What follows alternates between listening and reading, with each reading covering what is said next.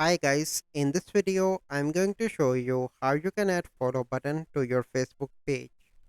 So first step you need to do is to open Facebook and select your Facebook page. So here you can see that I selected, then you need to click on three dots, click on view as. So this is how my page looks when someone visits.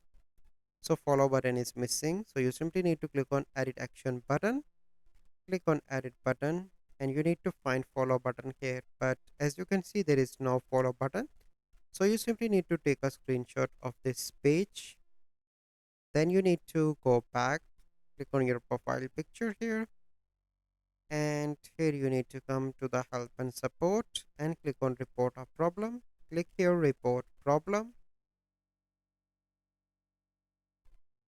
click on include, select the issues related to pages, upload your screenshot and describe your issue that hi Facebook, follow button is missing on my Facebook page. Kindly help me getting that. And click on send. Then the Facebook team will help to resolve your issue in 48 hours to 72 hours.